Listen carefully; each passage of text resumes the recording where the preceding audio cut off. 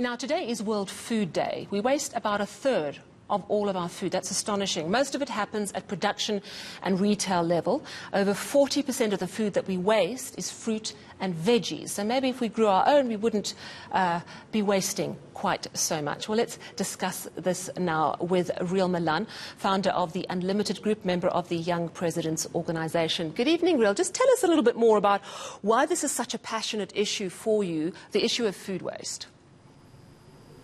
Look, I think food waste is, obviously being in the food sector, food waste is something we deal with consistently. It's something we're trying to reduce. It's obviously a very sensitive topic in a country where pre-COVID, 30%, according to Oxfam, 30% of our population didn't know where the next meal was going to come from. So an emotional topic for many and something we grapple with as food suppliers and food producers.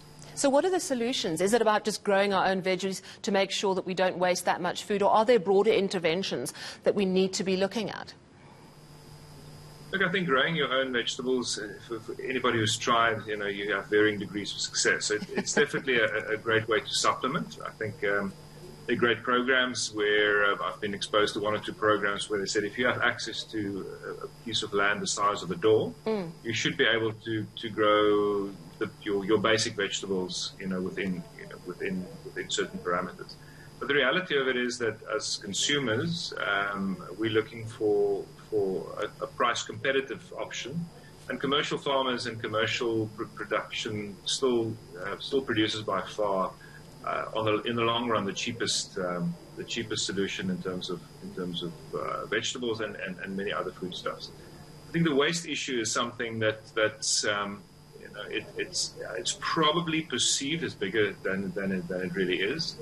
On a production level, it's a carrot that's not necessarily up to standard would be left in the fields, and that would, in the views of some, be seen as food waste. And then, of course, you get food that's on the shelves and there's no uptake from it, which is a very difficult thing to forecast for retailers, and then that food would be discarded because it's reached its sell-by date. I think we have to realize that it probably starts with consumers. Consumers vote with their wallets.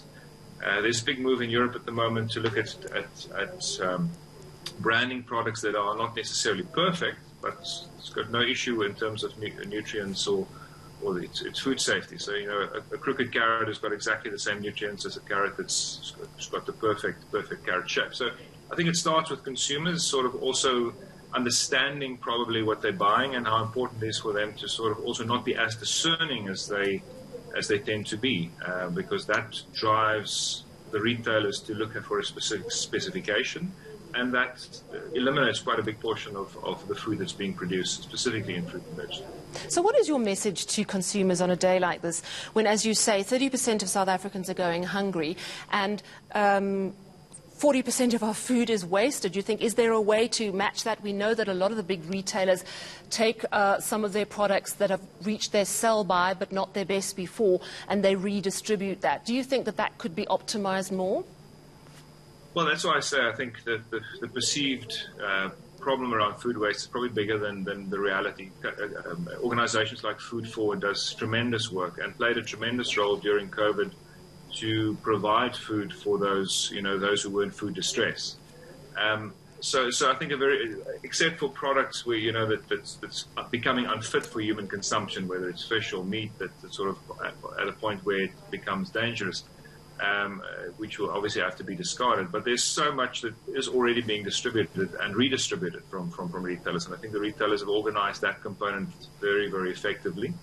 But the message, I think, starts with, as consumers, we need to start realizing that what we buy drives the behavior of the buyers at the retailers. So we need to sort of, I think, rehash and relook at our own standards of what we expect on the shelves. In Europe, there's a few brands that have been registered. Wonky fruit is one, and ugly fruit was the other, or ugly veg was the other one.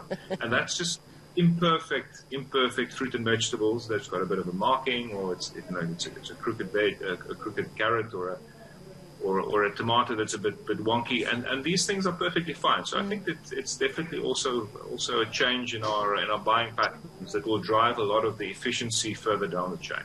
Yeah, such an important message, to be really conscious of what we buy and what we choose not to buy. Thank you very much for your time this evening, Riel Malan, founder of the Unlimited Group, a member of the Young Presidents Organisation. Still